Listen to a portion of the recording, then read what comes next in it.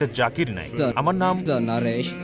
BCom পাশ করেছি আমি, আর film ইন্ডাস্ট্রিতে চাকরির চেষ্টা করছি।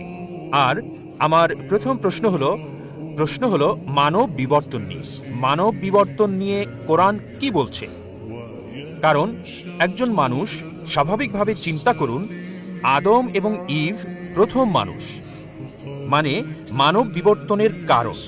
যদি সেই দিক থেকে ভাবেন, এখন আদম আর ইভ তিনি আমাদের আদি আদি আদি আদি পিতা, আর বলতে পারি আমরা পুত্র আর কন্যার ন্যায় তাদের। তাহলে কিভাবে আমরা নিজেরা আপন ভাই বোনদেরকে বিয়ে করছি?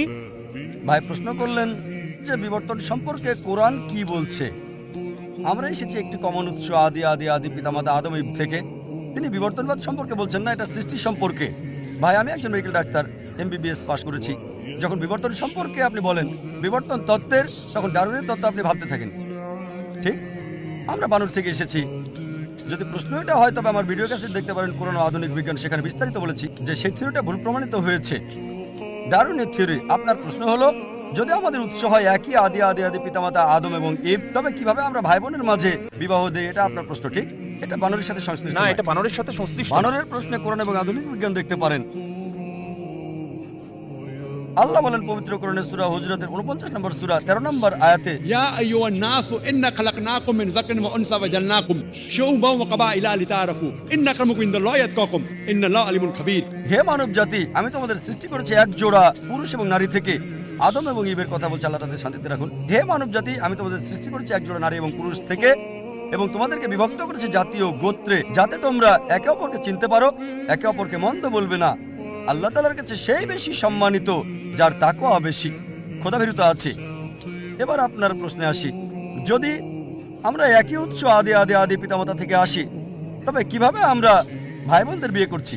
এখন বিজ্ঞান আমাদের বলে যদি আপনি আপনজন ভাই বোন বিয়ে করেন তবে জেনেটিক সমস্যাটা খুব বেশি দেখা দিতে। এ কারণে ইসলাম সহ অন্যান্য প্রধান ধর্মগুলোতেও আপনজন ভাই বোনের মধ্যে বিয়ে করাটা একেবারে নিষিদ্ধ। আপনজনকে বিয়ে করা এটা নিষিদ্ধ। কোরআন বলছে সূরা নিসা 4 নম্বর সূরা 22, 23, 24 নম্বর আয়াতে বলা হয়েছে তোমাদের জন্য বিয়ে নিষিদ্ধ তোমাদের মাকে, তোমাদের ফুফুকে বিয়ে করতে পারবে না, তোমাদের খালা, আপন বোনকে বিয়ে করা বৈধ নয়। এভাবে আপনদের নাম বলা হয়েছে, একেবারে রক্তের কেউ। এটা কোরআন নিষিদ্ধ করেছে, অনেক ধর্মই নিষিদ্ধ করেছে। এবার চলুন আত্মীয়দের মাঝে বিয়ে করার বিষয়ে একটু জেনে দেখি। এটা ইসলাম নিষিদ্ধ করে না। তৃতীয়, চতুর্থ, পঞ্চম স্তরে অধিকাংশ ধর্ম নিষিদ্ধ করে না, কিন্তু কিছু ধর্ম আপন চাচাতো ভাই বোনের মধ্যে নিষিদ্ধ করেছে। বর্তমান সময়ে বিজ্ঞান আমাদের বলে যে যদি আপনজনদের মধ্যে বিয়ে হয় তাহলে ভাই বোন, ফুফু, খালা, জেনেটিক সমস্যার সম্ভাবনা অনেক বেশি থাকবে। আর যদি এমন হয় যে চাচাতো ভাই বোনের মধ্যে, তখন সম্ভাবনাটা কম থাকে, তবে আছে। তৃতীয়, চতুর্থ আর পঞ্চম স্তরে কোনো সমস্যা নেই। যদি আপনি অপরিচিত কাউকে বিয়ে করেন, সম্পর্কের বাইরের কাউকে, অপরিচিতদের মধ্যে, তারপরও জেনেটিক সমস্যা হতে পারে, এটা অন্য বিষয়, কিন্তু হতে পারে। সুতরাং কোরআনের এই আয়াত যেটা বলছে আদম এবং ইভ আমাদের সবার আদি আদি উৎস, এর জন্য আমরা সবাই মানবজাতি, ভাই ভাই। ইয়া আইয়ুহান নাস, আমরা সবাই মানুষেরা ভাই ভাই। এই মানবতার ভাই ভাই হিসেবে যদি নিয়ম মেনে বিয়ে করা হয় তাহলে কোনো সমস্যা নাই। আমি আপনার সাথে একমত, যদিও সব মানুষই আপনার ভাই বোন হতে পারে, তৃতীয়, চতুর্থ, পঞ্চম, দশম, শত শত, হাজার হাজার, লক্ষ লক্ষ, যাই হোক, আমরা হচ্ছে একটা বড় পরিবার, কিন্তু তাদেরকে বিয়ে করতে কোনো নিষেধ নাই, এমনকি বৈজ্ঞানিকভাবেও কোনো সমস্যা নাই।